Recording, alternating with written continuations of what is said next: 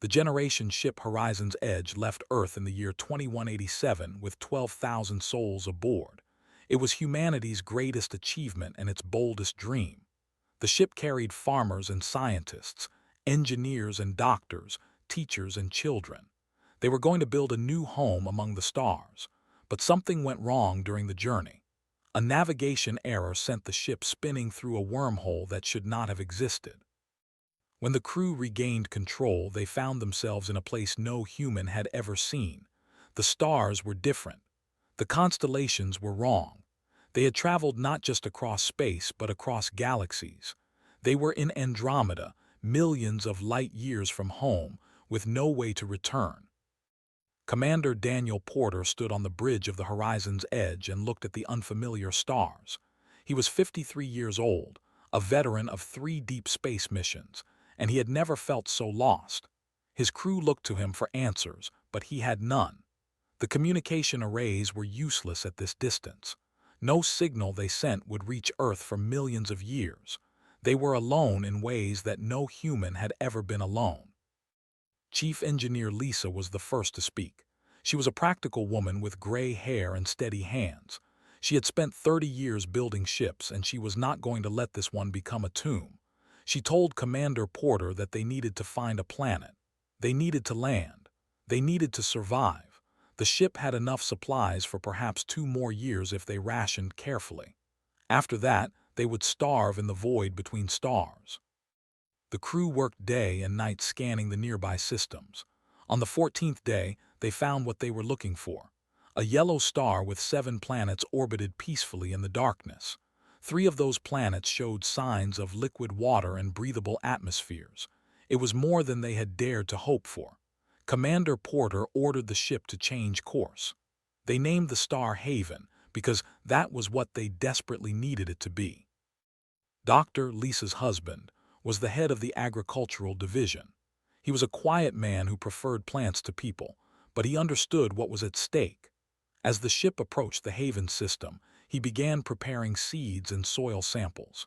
He calculated growing seasons and rainfall patterns using data from the probes they sent ahead.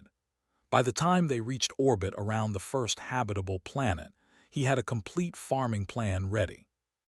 They called the planet Haven Prime. It was slightly larger than Earth, with vast oceans and 3 major continents. The air was clean, the soil was rich. It was not home, but it could become one. Commander Porter gave the order to begin landing operations. The Horizon's Edge was never meant to land on a planet. It was too large, too fragile, so they did something else. They took it apart piece by piece and brought the pieces down to the surface. Every panel of metal, every wire, every bolt became building material for their new settlement. Lisa supervised the construction of the first shelters. Her engineering teams worked without rest, driven by the knowledge that their survival depended on speed. The weather on Haven Prime was unpredictable. Storms could appear without warning. They needed walls and roofs before the first winter came. They needed power systems and water filtration. They needed everything that civilization required, and they had to build it from scratch. The early years were hard. People died from accidents, from unfamiliar diseases, from the simple exhaustion of endless work. Commander Porter aged rapidly under the weight of leadership. He made difficult decisions every day, deciding who would eat and who would wait, which projects mattered and which could be delayed. He carried the burden of 12,000 lives on his shoulders, and it wore him down. But humans are stubborn creatures. They adapt. They endure. They find ways to keep going when logic says they should give up. The colony on Haven Prime grew from a collection of tents to a small town, then to a city. Farms produced their first harvest in the 2nd year. Lisa's factories began manufacturing tools and equipment in the 3rd. Children were born who had never seen Earth, who knew only the alien skis of their new home. It was in the 5th year that everything changed. A young technician named Amy Brooks was calibrating a long-range sensor when she detected something strange. Radio signals, artificial patterns, communications from intelligent beings. She ran to Commander Porter with her findings, her hands shaking. They were not alone in this galaxy. There were others out there, and they were talking to each other. Commander Porter assembled his advisors that night. Lisa and were there, along with Dr. Samuel, the colony's chief medical officer, and Captain Maria Santos, who commanded their small fleet of shuttles. They listened to the recordings Amy had captured. The language was incomprehensible, but the meaning was clear. Someone else lived among these stars, perhaps many someones. The discovery sparked a fierce debate. Some wanted to reach out to make contact, to find allies in this strange new galaxy. Others urged caution. They knew nothing about these aliens. Were they friendly? Were they dangerous? Would they welcome humanity or see them as invaders? The colonists had no weapons beyond basic tools. They had no defenses. If these aliens proved hostile, the colony would be destroyed. Commander Porter listened to every argument. He thought about the 12,000 people who depended on him. He thought about the children being born every day, the future generations who would inherit whatever decision he made. And he thought about the vast unknown that surrounded them, full of dangers they could not imagine. In the end, he made a choice that would shape humanity's destiny for centuries to come. They would not reach out. They would not reveal themselves. Instead, they would hide. They would watch. They would learn everything they could about these alien civilizations, and they would prepare. They would build defenses that could not be broken. They would develop technologies that could not be matched. They would become invisible and invincible at the same time. Commander Daniel Porter died 15 years later, an old man at peace with his decisions. His final words to the Colony Council were simple: stay hidden, grow strong, never reveal yourselves until you can defend what you have built. The people of Haven carved those words into stone and placed them at the center of their capital city. For 300 years, every generation would read them and remember. They were the forgotten children of Earth, lost among alien stars. But they would not remain forgotten forever. 300 years passed like water flowing through a river. The desperate colony on Haven Prime grew into something far greater than its founders had ever imagined. 900 million humans now lived across 12 major settlements on 3 different worlds. They had cities and farms, factories and universities, hospitals and theaters. They had built a civilization in secret, hidden from a galaxy that did not know they existed. Governor Cole stood on the observation deck of Haven Station Alpha, watching ships move between the planets. He was 62 years old, a tall man with silver hair and tired eyes.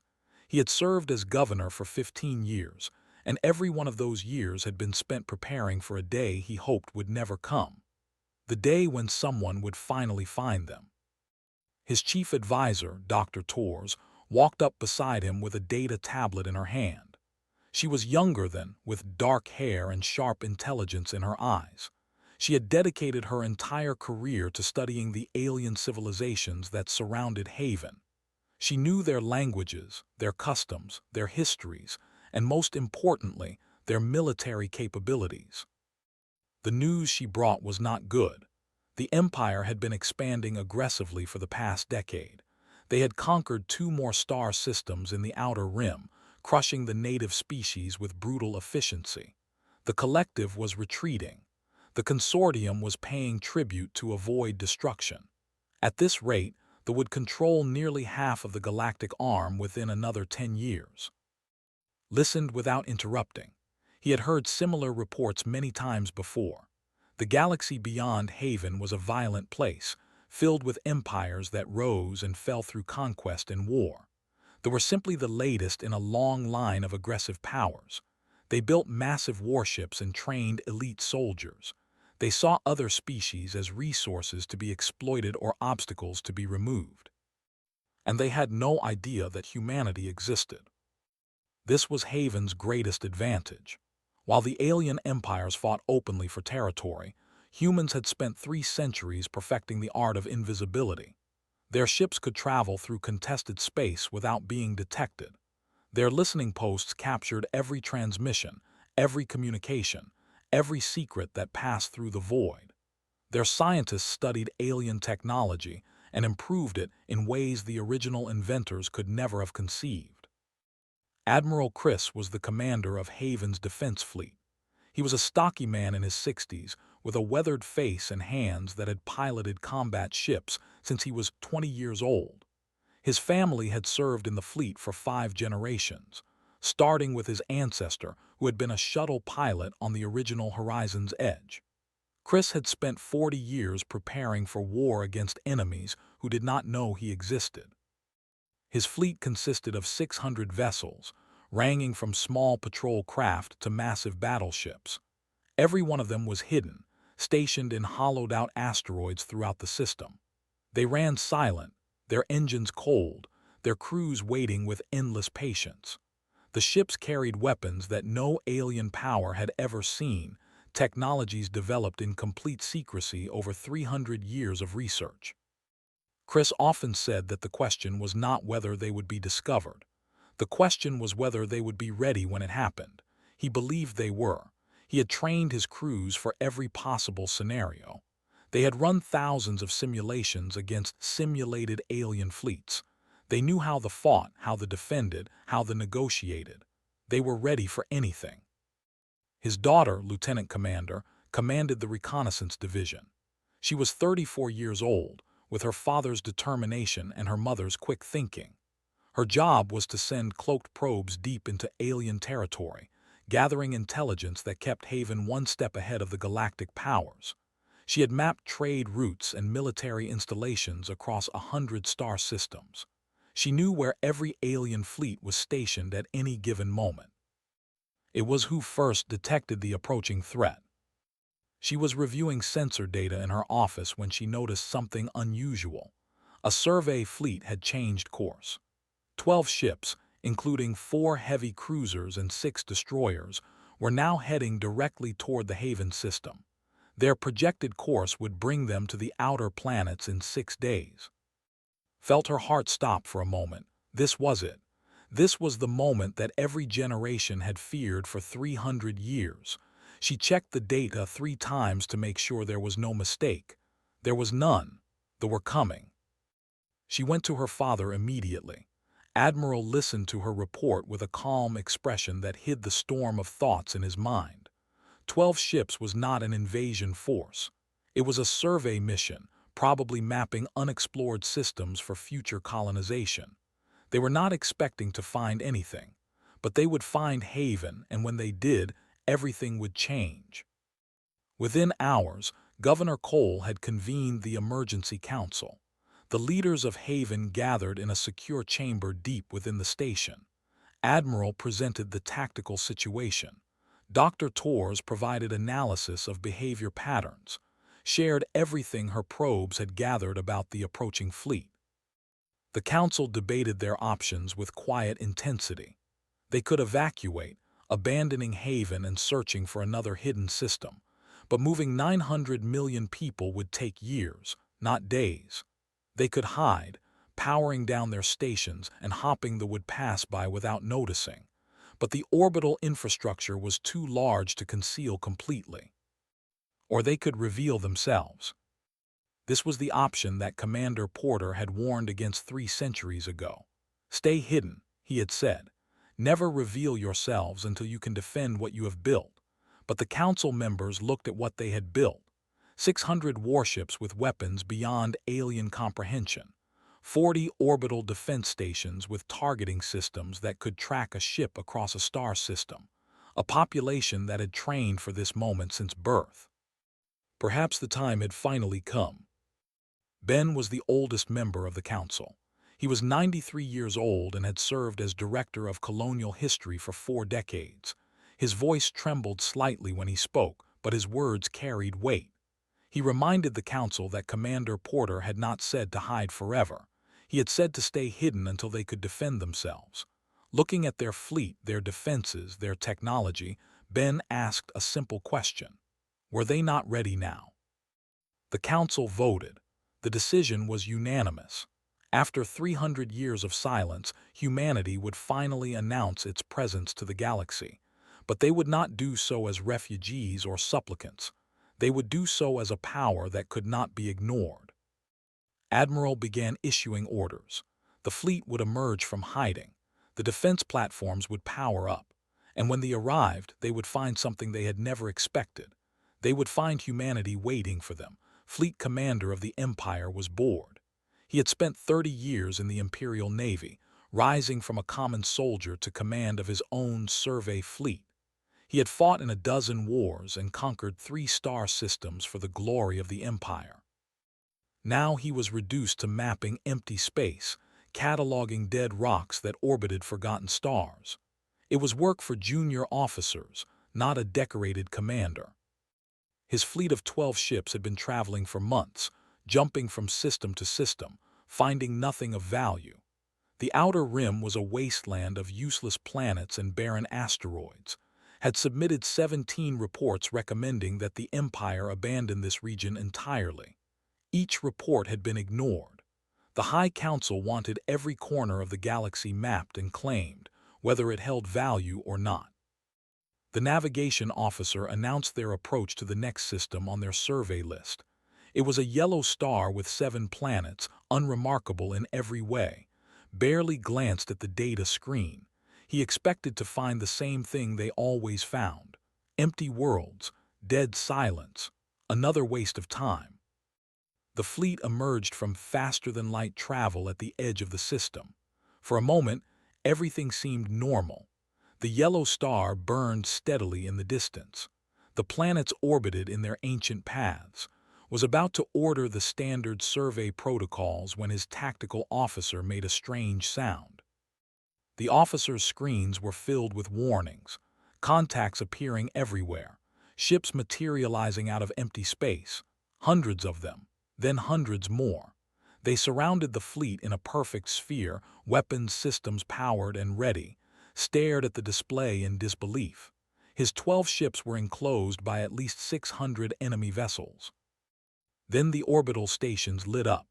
Massive platforms around the inhabited worlds revealed themselves, their weapons locking onto the fleet with targeting systems had never seen before.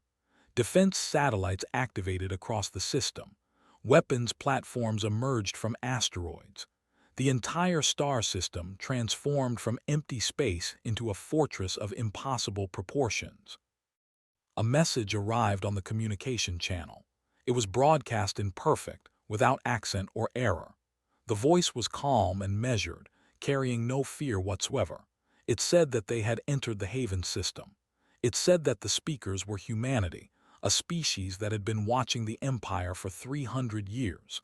It instructed the fleet to lower their weapons and prepare to receive a diplomatic delegation. It warned that any hostile action would result in immediate destruction. Second-in-command whispered a question that every officer was thinking. Where had these creatures come from? How had they remained hidden? The Empire had mapped this entire region decades ago. Their sensors had shown nothing. No colonies, no ships, no sign of intelligent life. But now there were hundreds of ships surrounding them, each one displaying technology that seemed impossible. The tactical officer reported that he could not identify the enemy weapon systems. The power signatures exceeded anything in the database. The enemy ships moved with speed and precision that known physics. They had appeared from nowhere and could presumably disappear just as easily. Was a proud officer, but he was not a fool. He understood the situation perfectly. His 12 ships could not fight 600. His weapons could not penetrate defenses he did not understand. If he ordered an attack, his fleet would be destroyed in minutes. His crews would die, and no one in the Empire would ever know what had happened to them. He gave the order to stand down. Governor Cole watched the confrontation from the command center on Haven Station Alpha. He had not slept in 3 days, but his mind was sharp and focused. This was the moment that everything depended on. First impressions would shape the relationship between humanity and the galaxy for generations to come. Admiral Chris stood beside him, monitoring the tactical displays. His fleet had performed perfectly. They had emerged from hiding exactly as planned, surrounding the enemy without revealing their full capabilities. The now knew that Haven was defended, but they did not know how deeply. Dr. Torres had prepared the communication protocols. She had studied the language for 30 years and could speak it as well as any native. She had written the message that received, choosing every word carefully. She wanted to convey strength without aggression, confidence without arrogance. The diplomatic shuttle that approached the flagship carried Ambassador Laura. She was 50 years old, a career diplomat who had spent her entire life preparing for a meeting that might never happen. Now it was happening, and she felt the weight of history on her shoulders. She boarded the vessel alone, showing no fear. The aliens were tall, with blue-gray skin and 4 eyes arranged in a diamond pattern on their faces. They looked at her with a mixture of confusion and suspicion. They had conquered 100 species, but they had never encountered one that had hidden from them successfully. Fleet Commander received her in his command chamber. He stood behind his desk, trying to maintain an appearance of authority despite the impossible situation. He asked the obvious question first. How had humanity remained hidden for so long? How had they built such a fleet without anyone noticing? Laura smiled and gave him an answer that was true but incomplete. She said that humanity had learned to be patient. They had watched and waited while empires rose and fell around them. They had built their strength in silence because they had no other choice. Now they were ready to take their place among the galactic powers. Asked what humanity wanted, Laura told him that they wanted peace. They wanted trade and diplomacy. They wanted to be left alone to develop their civilization without interference. But she also made clear that they would defend themselves against any threat. The fleet surrounding his ships was proof of that capability. The conversation lasted several hours, asked many questions, and Laura answered some of them. She revealed enough to satisfy his curiosity but kept many secrets hidden. When she finally returned to her shuttle, both parties understood that the galaxy had fundamentally changed. Sent his report to the Imperial High Council that night. He described what he had seen in careful, precise language. A hidden civilization with technology beyond understanding. A military force that could have destroyed his fleet without effort. A species called humanity that spoke their language and knew their secrets. The report spread through the empire like fire through dry grass. Within days, every power in the galaxy knew about Haven. The collective received the news with cautious hope. The consortium saw new trading opportunities. Smaller factions wondered if this new player might shift the balance of power in their favor. But the High Council saw only one thing. They saw a threat that had grown in their shadow for 300 years. They saw technology they did not possess. They saw pride that had been wounded by a species that should have remained unknown. High Lord, Supreme Ruler of the Empire, read the report with cold fury in his heart. He did not care about diplomacy or peace. He cared about dominance, and he would not rest until this humanity was crushed beneath the weight of his war machine. High Lord stood before the Imperial War Council with fire in his eyes. He was tall even by standards, with dark blue skin covered in ritual scars from 100 battles. He had ruled the Empire for 40 years through strength and fear. No one had ever him and survived. This humanity would be no different. He spoke to his admirals with a voice that echoed through the great hall. He told them that a hidden species had humiliated their survey fleet. They had forced Commander to surrender without firing a single shot. They had revealed the weakness of the Empire to the entire galaxy. Every conquered species was now wondering if could truly protect its borders. Every rival power was calculating whether the time had come to strike. This could not stand. This would not stand. Ordered the assembly of the largest war fleet in history. 2,000 ships would gather from every corner of the empire. 400 heavy battleships, 600 cruisers, 1,000 destroyers and support vessels, 80 million soldiers and crew members, weapons capable of burning entire planets to ash. This force would travel to the Haven system and demonstrate what happened to those who challenged supremacy. His admirals accepted the orders without question. Some of them had doubts they did not voice. They had read the report carefully. They had seen the technical specifications of the weapons that had been aimed at his fleet, but they also knew better than to question High Lord. Those who disagreed with him tended to disappear. The war fleet assembled over 3 months. Ships arrived from across the empire, forming into battle groups under the command of experienced admirals. They trained together, practiced formations, and prepared for every contingency they could imagine. When finally gave the order to advance, they moved as one unstoppable force toward the Haven system. Governor Cole received intelligence about the approaching armada long before it arrived. Reconnaissance probes had infiltrated space years ago. They watched the fleet assemble. They counted every ship. They recorded every communication between and his commanders. Haven knew exactly what was coming. The emergency council met again in the secure chamber. The mood was different this time. When the survey fleet had arrived, they had debated whether to reveal themselves. Now there was nothing to debate. 2,000 warships were coming to destroy them. They would fight or they would die.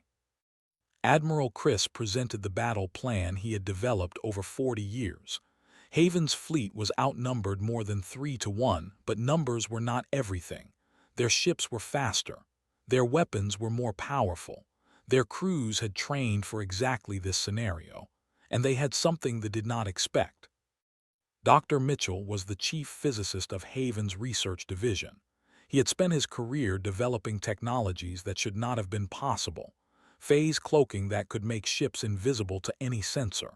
Quantum weapons that bypassed shields entirely.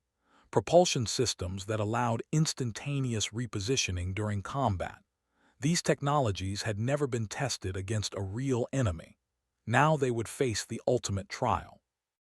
Would lead the Phantom Wing, a squadron of 50 stealth destroyers designed for operations behind enemy lines. Her mission was to penetrate the formation, disrupt their communications, and target their command ships. If she could eliminate the admirals coordinating the attack, the enemy fleet would fall into chaos. Her father placed his hand on her shoulder before she left for her ship. He told her that he was proud of her. He told her to come back safely. She promised that she would, knowing that neither of them could guarantee such things in war. The armada arrived at the edge of the Haven system at dawn on what the colonists would forever call Liberation Day. High Lord stood on the bridge of his flagship, a massive vessel called the Wrath of Empire. He expected to see a fleet waiting to surrender. Instead, he saw empty space. His sensors showed the human worlds in the distance, peaceful and undefended. Their stations were powered down. Their weapon platforms were silent. It looked like they had abandoned their defenses entirely. Allowed himself a smile. Perhaps the humans had realized the futility of resistance. Perhaps they would submit without a fight. He ordered the fleet to advance. The trap closed around them like a fist. Human ships appeared from everywhere at once, emerging from cloaking fields that had hidden them perfectly. They were not waiting at the system's edge. They had positioned themselves throughout the formation, mixed among the enemy vessels like wolves among sheep.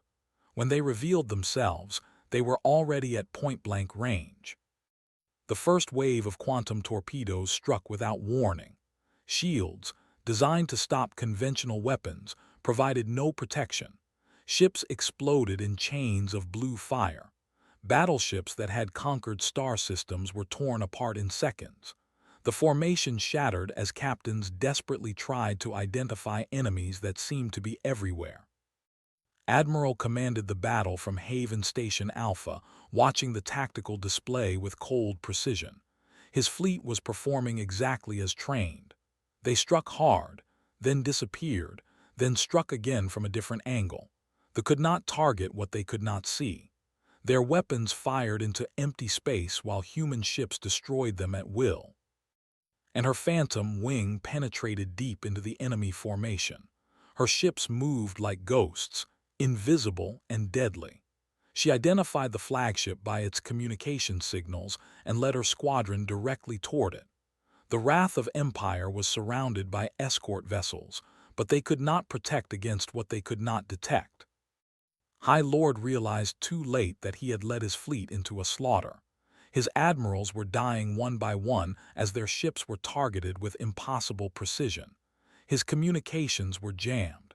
His sensors showed only chaos and destruction. He screamed orders that no one could hear. Squadron reached the flagship, 50 stealth destroyers simultaneously surrounding the massive vessel. Their weapons fired in perfect coordination, targeting the reactor core that powered the ship. The wrath of Empire tried to turn, tried to fight, but it was already too late. The reactor breached. The explosion was visible across the star system. High Lord, supreme ruler of the Empire, died in a ball of plasma and shattered metal. His death was the signal that ended the battle. Without leadership, without coordination, the surviving ships began to flee. The human fleet let some of them go. They needed witnesses to carry word of what had happened back to the Empire.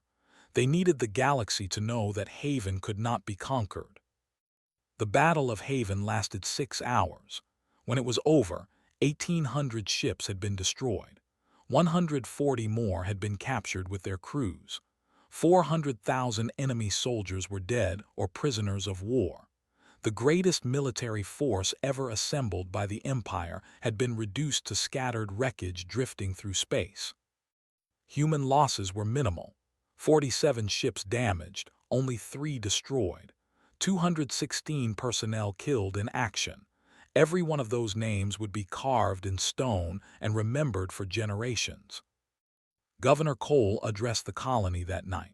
His voice was carried to every world, every station, every ship in the Haven system. He spoke of the sacrifice of those who had fallen. He spoke of the courage of those who had fought. And he spoke of what came next.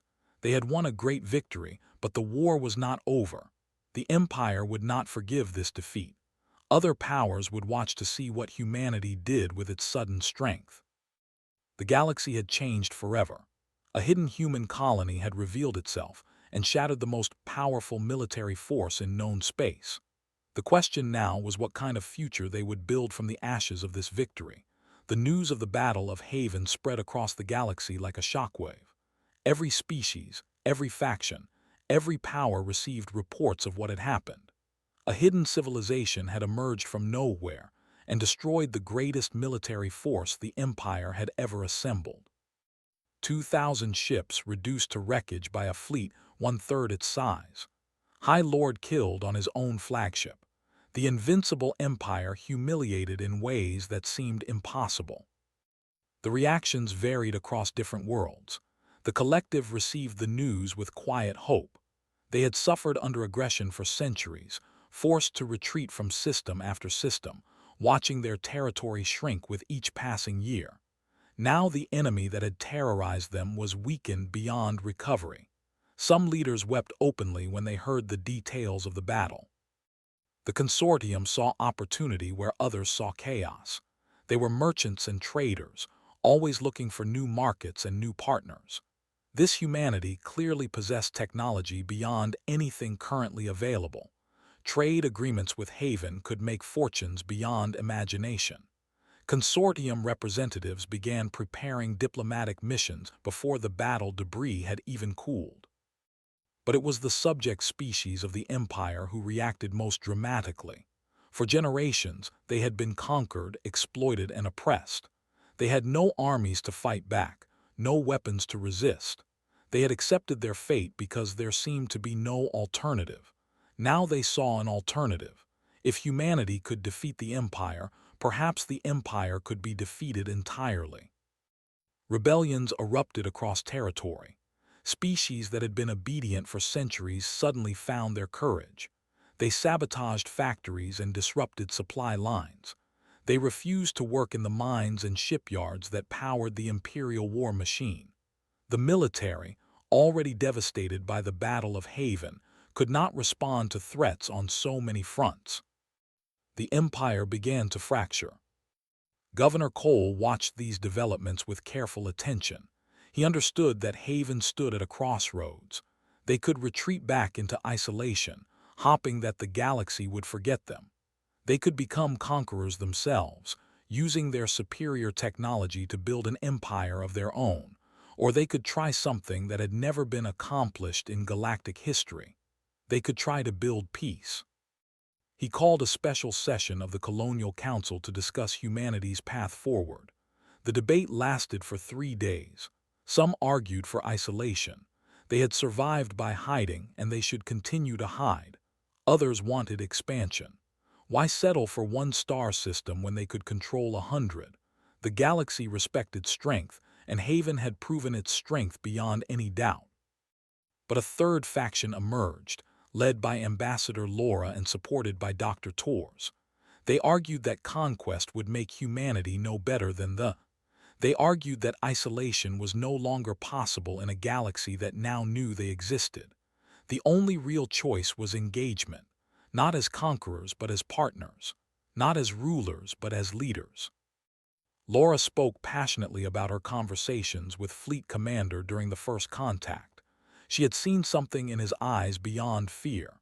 She had seen curiosity. She had seen the possibility of understanding between species that had never known each other existed. If one officer could approach humanity with an open mind, perhaps others could too. The Council voted for engagement. Ambassador led the diplomatic initiative that followed.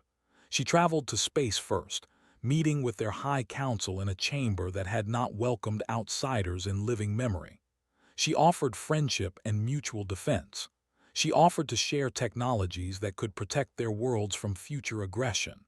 She asked for nothing in return except peace. They accepted. It was the first alliance humanity had ever formed with an alien species. The consortium came next, eager for trade agreements. Dr. Tors negotiated terms that benefited both sides. Haven would share agricultural technologies that could end food shortages on a dozen worlds. The consortium would provide rare materials and access to their trading networks. Both sides would prosper together. Even some former subjects reached out. Species that had been conquered generations ago now sought protection under human alliance. They brought their own knowledge and skills, their own perspectives and cultures. The alliance grew not through conquest but through cooperation. Admiral Chris restructured the Haven Defense Fleet into something new. It became the core of the Galactic Defense Coalition, a joint military force drawn from all allied species. His daughter was promoted to full admiral and given command of the coalition's peacekeeping operations. Human ships now flew alongside cruisers and escorts, protecting trade routes and responding to pirate attacks. The remaining leadership tried to resist this new order.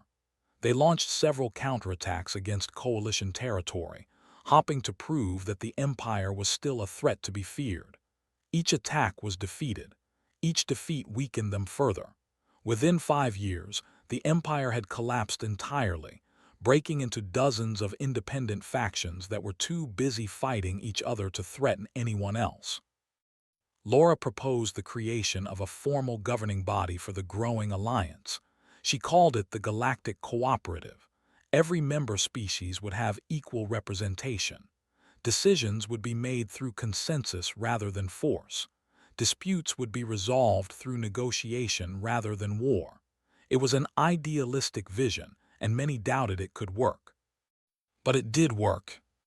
10 years after the Battle of Haven, 57 species had joined the Galactic Cooperative. They came from every corner of the galaxy, representing billions of intelligent beings who had never known anything except conflict and fear. Now they worked together on projects that benefited everyone. Scientific research shared freely. Medical advances distributed without cost. Environmental restoration on worlds that had been stripped bare by exploitation. Governor Cole, now in his 70s, stood on the observation deck where he had received so many reports over the years. The view had changed beyond recognition. Ships from dozens of species moved through Haven space, trading and traveling and building connections that grew stronger every day. A family had opened a restaurant on the station. Merchants sold exotic goods in the market district. Children of different species played together in the parks, forming friendships that would last lifetimes. Dr. Tors joined him, as she had so many times before. She told him that the Galactic Council had voted unanimously on a new proposal. They were naming the new headquarters station after the Horizon's Edge, the ship that had carried humanity to this distant galaxy 3 centuries ago. Smiled at the news. Those 12,000 colonists who had faced starvation and despair in an unknown corner of the universe could never have imagined this outcome. They had just wanted to survive. They had built shelters and grown crops and raised children, never knowing what their descendants would accomplish. Said something that stayed with for the rest of his life. She said that they had spent 300 years preparing for war, training soldiers, building weapons, developing strategies to defeat enemies they had never met. But it turned out they had really been preparing for something else. They had been preparing to build something better than war, something that could last. Below them, the station hummed with life. Thousands of beings from hundreds of worlds went about their daily business, working and living together in ways that would have seemed impossible just a generation ago. The stars that had once seemed so cold and hostile now represented countless opportunities for connection and growth. Humanity had crossed the galaxy as refugees, lost and afraid. They had hidden as survivors, building strength in silence. They had fought as defenders when they had no other choice. And now, at the end of a journey that had lasted 3 centuries, they had become something no one had expected. Not conquerors, not rulers, but the founders of a new era leading a galaxy toward a future of peace.